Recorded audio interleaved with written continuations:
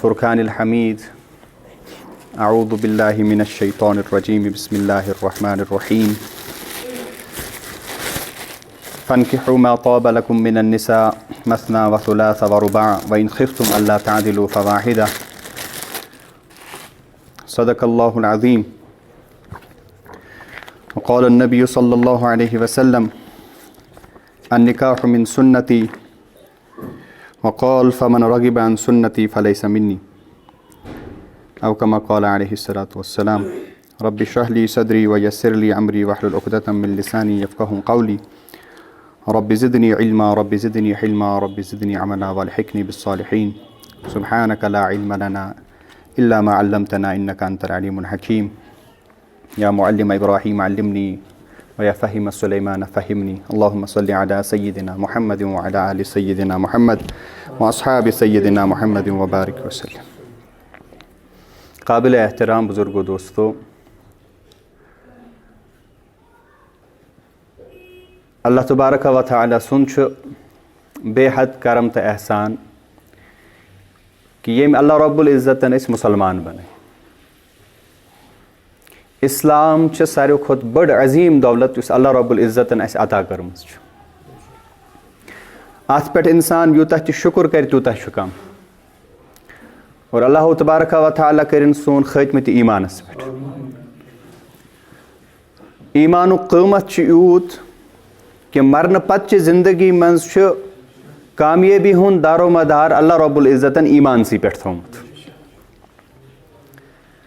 دنیا اندر ہیکان کانٛہہ تہِ کامیاب گژھِتھ، وقتی طور پر تٔمِس سیٖٹ تہِ میلان، طاقت تہِ میلان، عزت تہِ میلان، تو تمہِ خٲطرٕ چھُ اِنسان دُنیاہٕچ تگدو کران، اور اللہ رب العزت چھُنہٕ اَتھ جایہِ وٕچھان یہِ کینٛہہ یہِ چھا مُسلمان کہ کٲفِر، ہر أکِس چھُ اللہ تعالیٰ دُنیا روزان دِوان۔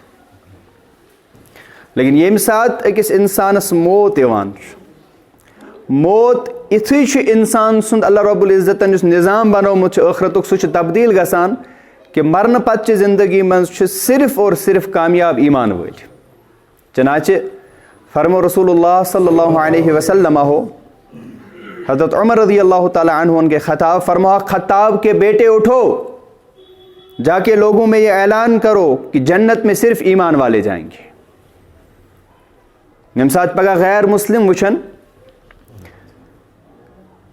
کہ مسلمان تہِ چھِ کینٛہہ جہنمس اندر، کیازِ انسان ہیٚکہِ گۄنہٕکیو سبب جہنمس اندر دٲخل گٔژھِتھ۔ اللہ رب العزت کرن پنٕنۍ حفاظت۔ تو غیر مسلم ونن تمن وۄنۍ کیٛاہ فٲیدٕ اوو تۄہہِ یہِ کلمہٕ پرُن، تُہۍ تہِ ییٚتی تِم کوٹھ تہِ ییٚتی۔ تو اللہ تبارک و تعالیٰ گژھِ نہٕ یہِ برداشت کینٛہہ کہ میٲنِس مانن وٲلِس ییٚمۍ دُنیاہس منٛز کلمہٕ پوٚرمُت اوس، یُس مےٚ مانان اوس، بے شک سُہ اوس نہٕ میٲنۍ عبادت ہٮ۪کان کٔرِتھ کینٛہہ، دُنیاچہِ غفلتس منٛز اوس سُہ یوٗت پیوٚمُت کہ تٔمِس اوسُس بہٕ مٔشِد گوٚمُت عبادتہٕ وِزِ، لیکن سجدٕ یہِ کلہٕ اوس نہٕ بیٚیہِ کٲنٛسہِ نِش جُکاوان کینٛہہ، بیٚیہِ کٲنٛسہِ ہٕنٛز ربوٗبیت اوس نہٕ تسلیٖم کران کینٛہہ۔ اللہ تعالیٰ ہس گژھِ نہٕ یہِ برداشت کینٛہہ۔ اللہ رب العزت کڑِ سارنٕے مُسلمانن امہِ جہنم منٛز نٮ۪بر واتنایکھ جنتس۔ امہِ ساتہٕ چھِ غٲر مسلم یِم اتہِ وٕچھان آسان، تِم ونان کاش اسہِ آسہِ ہے اکہِ پھِرِ یہِ کلمہٕ پوٚرمُت، تِم کوٹھ تہِ نیرہن آز، مگر تِم چھِ جہنمس اندر ہمیشہِ خٲطرٕ، وۄنۍ ہٮ۪کن نہٕ تِم زانٛہہ جہنم منٛز نٮ۪بر نیٖرِتھ۔ تو کۭتیاہ خۄش قٕسمت چھِ أسۍ حظ کہ اللہ تعالیٰ ہن چھُ اَسہِ ایمان دیُتمُت، أسۍ چھِ اللہ تعالیٰ ہن مُسلمان بنٲومٕتۍ، أسۍ چھِ اللہ تعالیٰ ہن اسلام دیُتمُت، اور یُتھ مذہب چھُ اسلام کہ الحمدللہ اسلام چھُ مکمل ضابطۂ حیات دِوان۔ اسلام آدھا مذہب نہیں ہے کہ انسان کو ایک ڈپارٹمنٹ میں تو اس کی رہبری کر رہا ہے، لیکن دوسرے ڈپارٹمنٹ میں اس کو کہہ رہا ہے کہ میں آپ کی رہبری نہیں کر پاؤں گا۔ اسلام ایک مکمل ضابطۂ حیات ہے، یہ انسان کے ہر شعبے میں انسان کو تعلیم و تربیت دیتا ہے، اور ہر کام میں انسان کو صحیح نہج بیان فرماتا ہے۔ چنانچہ انسانی زندگی میں ایک نظام اللہ نے رکھا ہے نفسانی خواہشات، تو اللہ رب العزت نے کیا رکھا اسلام کے اندر، اس چیز کو مکمل کرنے کے لیے جو انسان کی خواہشات ہیں، جو نفسانی خواہشات ہر انسان کے ساتھ ہیں، اس کی تکمیل کے لیے اللہ تبارک و تعالیٰ نے اسلام کے اندر نکاح کو مشروع کر دیا کہ آپ اس نفسانی خواہشات کو تکمیل تک پہنچانے کے لیے کس ذریعے سے جائیں گے؟ نکاح کے ذریعے سے جائیں گے. اور نکاح کے جملہ مقاصد میں سے ایک مقصد یہ ہے کہ ہم حصول اولاد، انسان کو اولاد حاصل ہو اور نسل انسانی کی بقا رہے. نسل انسانی جو دنیا کے اندر ہم دیکھ رہے ہیں، اس کی وجہ کیا بن رہی ہے؟ اس کا ذریعہ ہے کہ نکاح ہو رہا ہے، دنیا کے اندر اور بچے آ رہے ہیں اور دنیا میں انسانوں کی نسل بڑھتی رہتی ہے. اور دیگر مقاصد میں سے، نکاح کے دیگر مقاصد میں سے سکون قلب، سکون ذہن، اطمینان، یہ تمام تر چیزیں اللہ رب العزت نے نکاح میں رکھی ہیں. چنانچہ نکاح کی زندگی اسلام نے پسند کی ہے بجائے اس کے کہ کوئی انسان بغیر نکاح کے زندگی گزارے. چنانچہ حضور علیہ الصلوۃ والسلام ایک دفعہ تشریف لائے، جوانوں کی ایک جماعت بیٹھی تھی.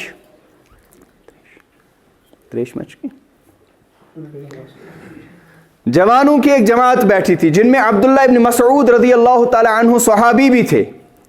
ان کی عمر اس وقت تقریباً 15 سال کی تھی. رسول اللہ صلی اللہ علیہ وسلم نے فرمایا، یا معشر الشباب من استطاع منکم الباءۃ فلیتزوج، کہ اے جوانو، تم میں جو طاقت رکھتا ہے نکاح کا، استطاعت ہے نکاح کے لیے اس کو چاہیے کہ وہ نکاح کر لے.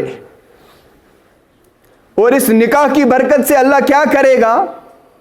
اس نکاح کی برکت سے آپ کی جو نظریں ہیں یہ زیادہ آپ کی نظروں کو پاکیزہ کرنے والے ہیں کہ تم باقی مہینوں میں بھی روزے رکھو. اس کی وجہ سے آپ کی جو خواہشات ہیں ان روزوں کی وجہ سے وہ کمزور پڑ جائے گی. لیکن اصل جو طریقہ ہے وہ روزہ نہیں ہے. اصل کون سا طریقہ ہے؟ نکاح.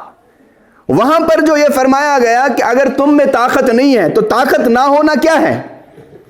علماء کرام اس کی تشریح یہ بھی فرماتے ہیں کہ طاقت یہ نہیں ہے کہ طاقت مجھے نہیں ہے اس لیے کہ میرے پاس بلڈنگ نہیں ہے، میرے پاس مکان کار نہیں ہے، میرے پاس پیسے دولت پراپرٹی نہیں ہے، یہ استطاعت نہیں کہلاتی. بلکہ فرمایا کہ تم کوشش کرو نکاح کے لیے.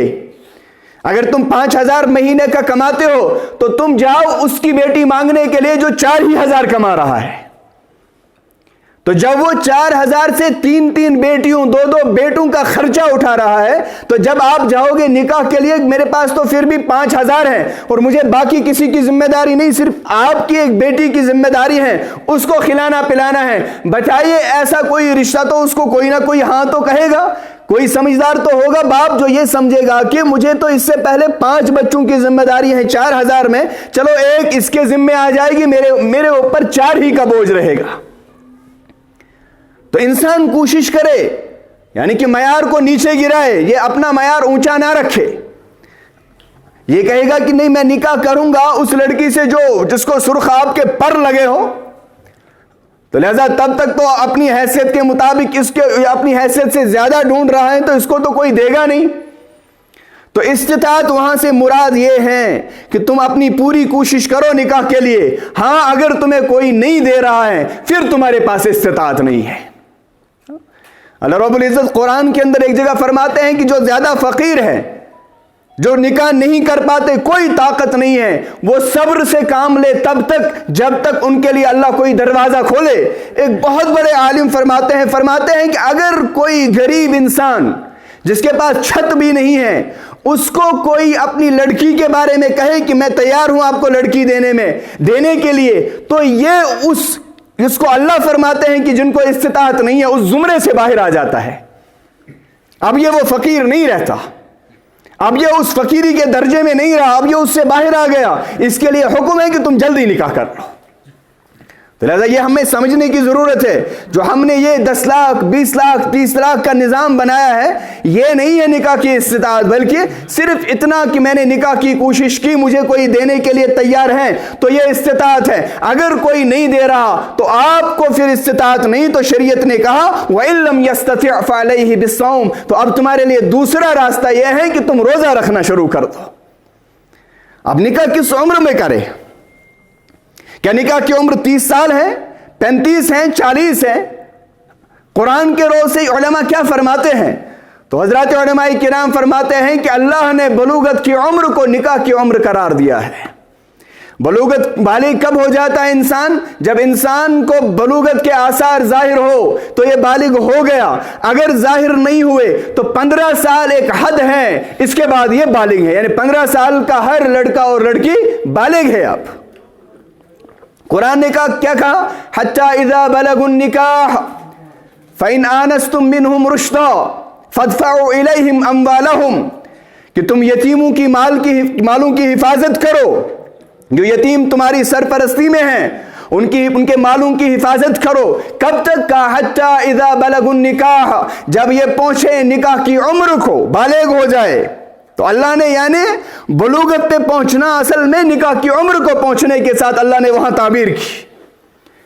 فَإِنْ آنَسْتُم مِّنْهُمْ رُشْدًا فَادْفَعُوا إِلَيْهِمْ أَمْوَالَهُمْ، بلوغت کی عمر کو، نکاح کی عمر کو پہنچنے کے بعد اگر تمہیں لگے کہ ان یتیموں کے اندر صلاحیت ہے، پکی ہو گئی ہے ان کی عقل، یا اپنے مال کو اب سنبھال سکتے ہیں، تو ان کا جو مال تمہارے پاس ہے وہ ان کے حوالے کر دو۔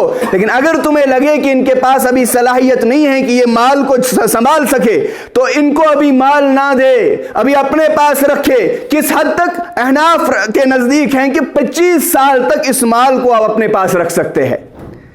گو مال کو یتیموں کے حوالے کرنے کے لیے اللہ تعالیٰ نے کیا کہا؟ 25 سال نہیں کہا کہ ان کی جو عقل ہے، ان کی جو صلاحیت ہے وہ دیکھ لو، ہے صلاحیت ان میں مال کو سنبھالنے کی کہ نہیں، وہ دیکھ لو۔ آپ حد ہے کہ 25 سال تک رکھ لو، اگر اس کے بعد بھی آپ کو لگے کہ یہ نہیں سنبھال سکتے، آپ اٹھا کے پھر بھی مال ان کے حوالے کر دو، لیکن 25 سال تک ان کو پرکھو۔ گو مال دینے کے لیے اللہ نے کہا کہ ان کو پرکھو، ان کی صلاحیتیں دیکھ لو، لیکن نکاح کے لیے اللہ نے نہیں کہا ان کی صلاحیتیں دیکھ لو۔ نکاح کے لیے اللہ نے کہا کہ یہ بالغ ہو گیا، حتی اذا بلغوا النکاح، اب یہ بالغ ہو گیا، اس کی عمر نکاح کو پہنچ گئی ہے، اب جلد از جلد اس کے نکاح کا نظام کر لو۔ کیوں؟ کیونکہ اب اگر اس سے کوئی گناہ سرزد ہو جائے گا، اب اگر اس سے کوئی غلطی ہوئی، اس کو آخرت میں اس کی بھی سزا ہوگی، اور جو اس کے والدین ہیں والدین کو بھی سزا ہوگی۔ اللہ اکبر! اسلام کے اندر نکاح کے بارے میں صحابہ کتنے متفکر ہوتے تھے اپنے بچوں کے بارے میں۔ ایک صحابی ہیں عبداللہ ابن عباس رضی اللہ تعالی عنہ، ان کے 3 بیٹے بڑے ہو گئے، یعنی بالغ ہو گئے۔ انہوں نے تینوں کو بلا کر کہا، بچوں آؤ میرے پاس، مجھے آپ سے بات کرنی ہے۔ جی ابا جان، آپ تینوں اب بالغ ہو چکے ہو، نکاح کی عمر کو پہنچ چکے ہو، آپ میں سے جو بھی چاہے نکاح کرنا، ہاں ہم تیار ہیں اس کا نکاح کرنے کے لیے۔ یعنی عبداللہ بن عباس فرماتے ہیں میں اپنے خرچے پہ آپ کا نکاح کرنے کے لیے تیار ہوں، لیکن ساتھ میں ایک بات فرمایا بچوں ایک اور بات سن لو، جو انسان نکاح نہیں کرتا اور اپنی جو خواہشات ہیں اس کی تکمیل کے لیے غلط راستہ چنتا ہے، بدکاری کا راستہ، زنا کا راستہ، تو سنو، جب ایک انسان، اللہ حفاظت فرمائے، اللہ ہم سب کو بچائے، زنا کرتا ہے، گناہ کرتا ہے، بدکاری کی طرف جاتا ہے، اللہ اس کے دل سے اسلام کا نور چھین لیتے ہیں، اس کے بعد اللہ کی مرضی اس کو واپس دے یا نہ دے۔ یعنی اپنے بچوں کو تیار کر رہے ہیں، بچوں 2 ہی راستے ہیں، یا تو نکاح ہے یا تو زنا ہے، میں تمہارا باپ تیار ہوں تمہارا نکاح کرنے کے لیے، کیونکہ میں نہیں چاہتا کہ تم جہنم کا ایندھن بنو۔ میں تمہاری دنیا کے فیوچر کو بناتے بناتے تمہارے مرنے کی بعد کی زندگی کو تباہ نہیں کرنا چاہتا۔ وہاں ایک ہی دن میدان محشر کا 50,000 سال کا ہے، اگر تم نے یہاں میں نے تم کو کہا کہ فیوچر بناؤ، تم بناتے رہے اپنے فیوچر، اور کہیں غلطی ہوئی، کوئی اخلاقی غلطی ہوئی، کوئی بدکاری ہوئی، تو میں سمجھوں گا کہ تم نے تو فیوچر بنایا، لیکن جب 50 سال کا ایک دن تپتی گرمی ہوگی اور تم جلس رہے ہوں گے، تو یہ 30 سال کا فیوچر وہاں کسی کام کا نہیں آئے گا۔ تو یہاں اس لیے بچوں تم آؤ، نکاح کر لو، نکاح کے ذریعے سے تم اپنی حفاظت کرو، میں تیار ہوں اس کا نکاح کرنے کے لیے۔ چنانچہ عمر رضی اللہ تعالی عنہ ایک شخص سے فرماتے ہیں تم نے نکاح کیا ہے؟ کہا حضرت نہیں کیا ہے نکاح۔ فرمایا نکاح کر لو۔ کیوں؟ کہا اگر تم نہیں کرتے ہو یا تو تم احمق ہو، نہیں تو تم فاسق ہو۔ صرف وہ شخص نکاح نہیں کرے گا، حضرت عمر رضی اللہ عنہ فرماتے ہیں، یا تو وہ احمق ہوگا جو نکاح سے کیا کرتا ہے، وہ چیز کر رہا ہوگا جو اصل میں حلال ذریعہ وہ نکاح تھا۔ چنانچہ ایک جگہ حضرت عمر رضی اللہ تعالی عنہ نے فرمایا کہ وہی انسان نکاح نہیں کرے گا یا جو انسان مکمل طور پر نکاح سے عاجز ہو. سمجھ گئے؟ جو نکاح کے لائق نہ ہو، یا تو وہ انسان نکاح نہیں کرے گا یا تو وہ نہیں کرے گا جو بدکار و فاسق ہو.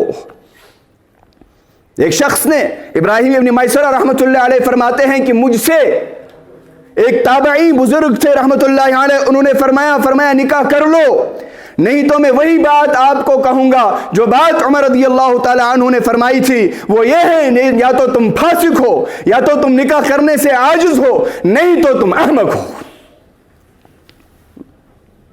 خود محمد عربی صلی اللہ علیہ وسلم کا کیا نظام تھا؟ اللہ اکبر. ایک صحابی سامنے ہیں، ان سے حضور علیہ الصلوۃ والسلام نے پوچھا، فرمایا بتائیے کہ آپ نے نکاح کیا ہے؟ انہوں نے عرض کیا، یا رسول اللہ صلی اللہ علیہ وسلم میں نے نکاح نہیں کیا ہے. شرعی لونڈی ہے، باندھی ہے؟ کہا جی حضرت وہ بھی نہیں ہے. طاقت نکاح ہے؟ کہا جی حضرت طاقت نکاح ہے. تو اس کے بعد رسول اللہ صلی اللہ علیہ وسلم نے فرمایا پھر تو تم شیطان کے بھائی ہو، اندازہ کر لو. اور اس کے بعد حضور علیہ السلام نے فرمایا، جس کا مفہوم ہے، فرمایا تم میں سے بدترین مرد وہ ہے جو بے نکاح مرے، تم میں سے رذیل مرد وہ ہے جو بے نکاح رہے. اتنی زبردست وعید کس بات کے بارے میں؟ نکاح نہ کرنے کی صورت میں، کہ تم شیطان کے بھائی ہو. بدترین مرد وہ جو بے نکاح، رذیل مرد وہ جو بے نکاح مرے. یہ حضور علیہ الصلوۃ والسلام کے ارشادات صحابہ کو فرما رہے ہیں، نکاح کے لیے ابھار رہے ہیں کہ حلال راستہ ہے، اس کو عام کر دو، اس کو آسان کر دو. ایک صحابی معاذ بن جبل رضی اللہ تعالی عنہ بیمار ہیں، اور بیماری کون سے ہیں؟ مرض الموت. جس مرض میں وہ دنیا سے چلے گئے وہی بیماری ہے، یعنی زندگی کی آخری گھڑیاں گن رہے ہیں. وہ صحابہ کو فرمانے لگے کہ میرا نکاح کر لو. انہوں نے کہا حضرت اس عمر میں آپ نکاح کی بات کر رہے ہیں، اب تو بس جانے کا وقت ہے. تو فرمایا میں یہ گوارا نہیں کرتا کہ میں اللہ کے سامنے جاؤں اور میں بے نکاح ہوں. اس سے پہلے تو بہت سارے نکاح ہو چکے تھے، اس وقت شاید سب کو طلاق ہوئی ہو یا وہ زندہ نہ رہی ہو. کہا میں اللہ سے اس حال میں ملاقات نہیں کرنا چاہتا کہ میرا نکاح نہ ہو، میں بے نکاح ہوں.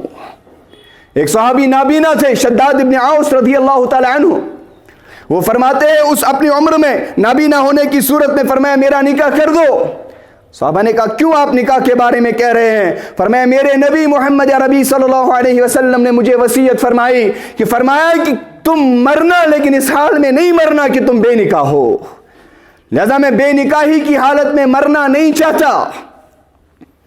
صحابہ کے اندر نکاح کا یہ شوق کیوں تھا؟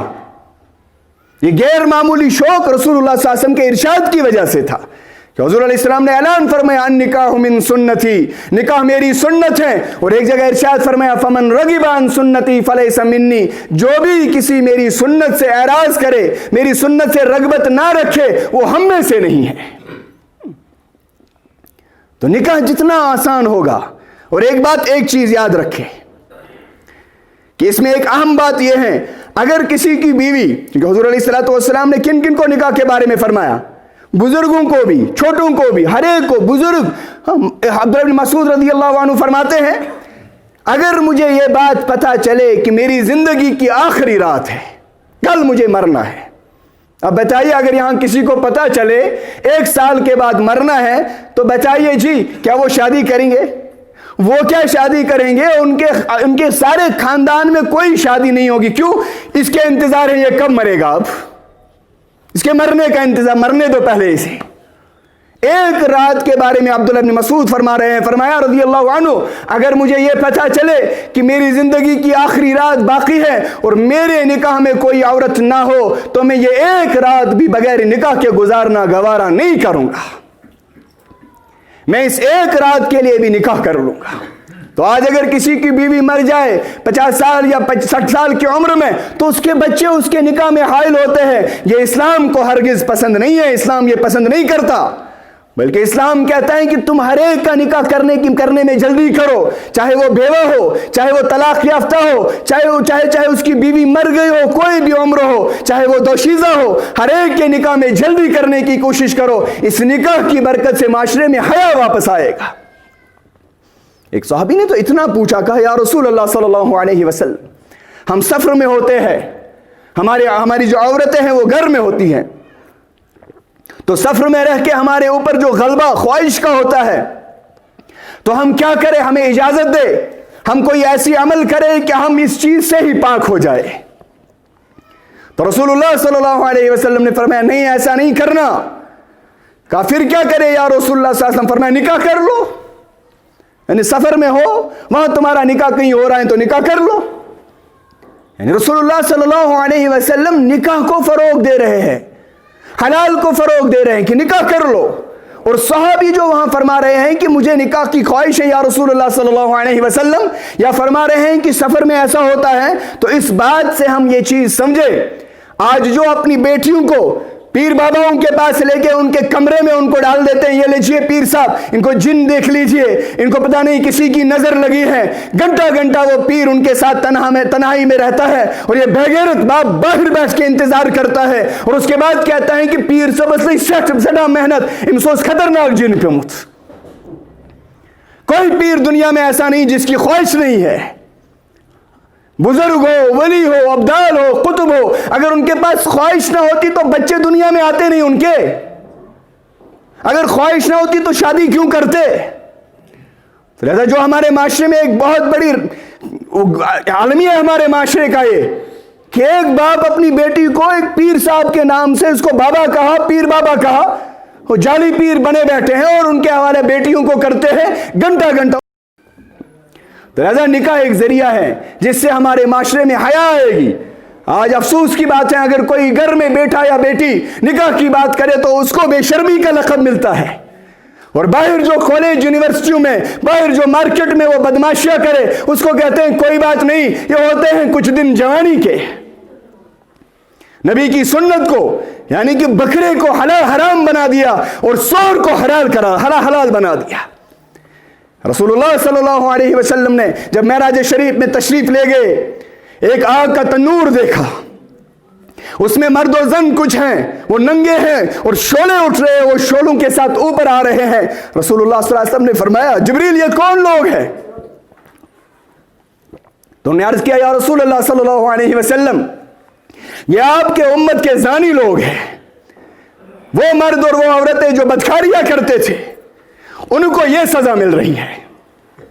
تو رسول اللہ صلی اللہ علیہ وسلم تھوڑا آگے تشریف لے گئے, وہاں دیکھا ایک جماعت ہے, یہاں پر حلال چیزیں ہیں وہ ان کو نہیں کھا رہے ہیں, یہاں پر مردار ہیں وہ ان کو کھا رہے ہیں. تو حضور علیہ السلام پر یہ کون ہے حلال کو چھوڑ کے حرام کے پیچھے, یہ کون جماعت ہیں؟ تو جبریل علیہ السلام نے عرض کیا یا رسول اللہ صلی اللہ علیہ وسلم یہ وہ شادی شدہ مرد ہے جو بیویوں کو تو گھر میں رکھتے تھے اور اپنی زندگی طوائفوں کے ساتھ بدکار عورتوں کے ساتھ گزارا کرتے تھے, یعنی حلال تو چھوڑ دیتے تھے, حرام کے پیچھے پڑتے تھے.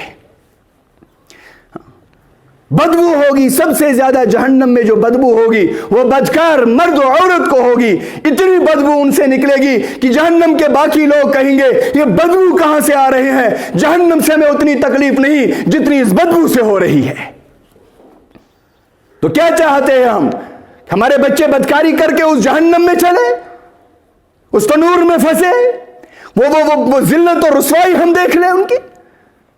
تو لہذا جو بازار میں ہم دیکھ رہے ہیں ان چیزوں کی طرف دھیان نہ دے, بلکہ وہ دیکھے کہ جو اسلام نے ہمیں راستہ دیا وہ اس سے ڈرے کہ یہ جہنم کا ایندھن بنیں گے.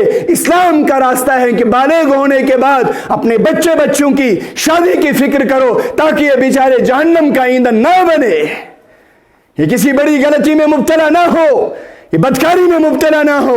آج والدین کہتے ہیں کہ میرا بچہ تو ابھی چھوٹا ہے, جا کے بچوں کی داستانیں دیکھ لو, داستان سن کے تمہیں بھی شرم آئے گی, زمین آسمان کو بھی شرم آئے گی.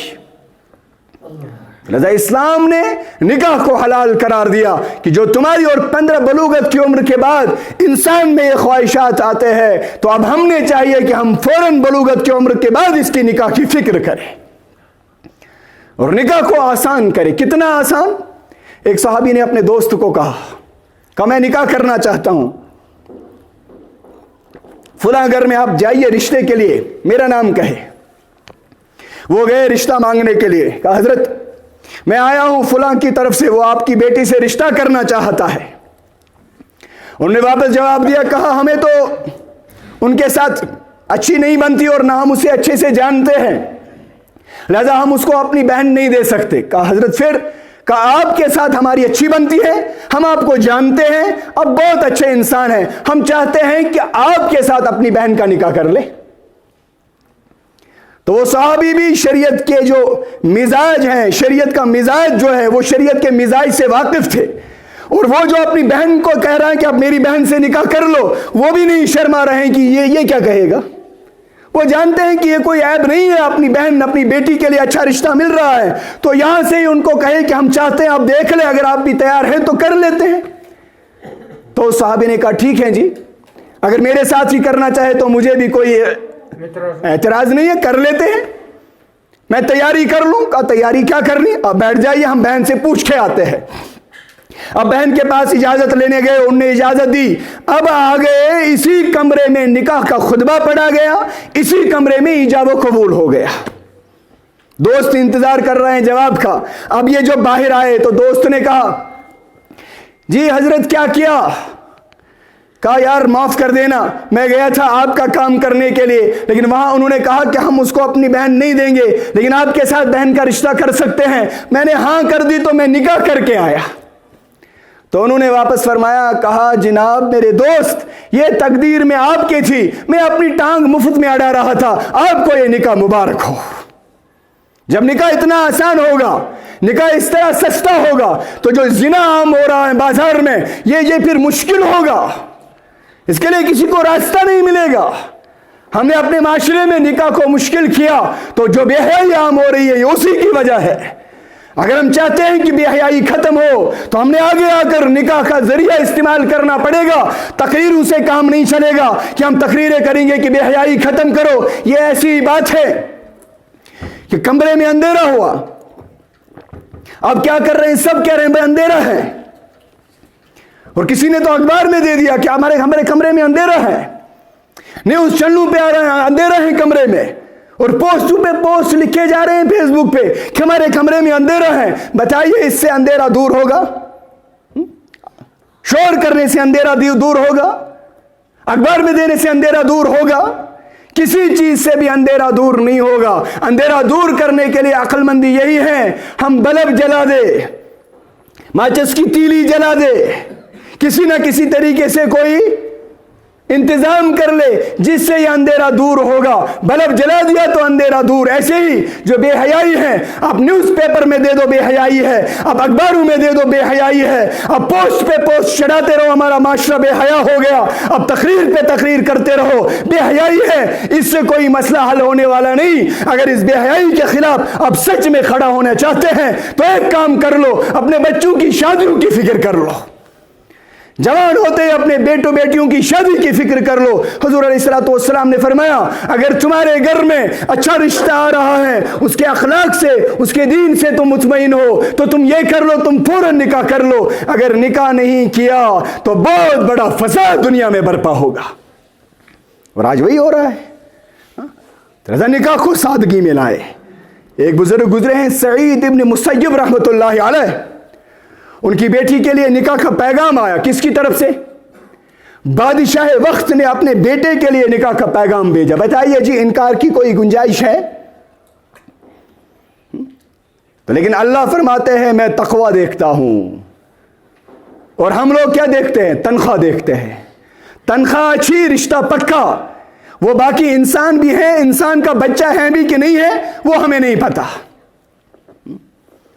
کچھ دنوں پہلے ہی ایک کال ہمیں آئی، اس میں وہ فرما رہے ہیں کہ ایک لڑکا شادی کیا ہوا ہے اور وہ اپنی بیگم کو ہر دن پیٹتا ہے، اور ایک دن تو ایسا اٹمپٹ کیا اس کو جلانے کے لیے بھی اس نے نہ تیلی جلا دی۔ اب بتائیے اس کے پاس پیسہ ہے، دولت ہے، لیکن وہ انسان کا بچہ نہیں ہے۔ تو پہلے دیکھو انسان کا بچہ ہے بھی کہ نہیں۔ تم اپنی لاڈلی بیٹی کو کسی کو دے رہے ہو تو یاد رکھو اس کا دین دیکھو، وہ دیکھو انسان ہے بھی کہ نہیں۔ غریب ہے تو کوئی مسئلہ نہیں، روٹی کم ملے گی، اس سے کوئی ایذا نہیں پہنچے گا۔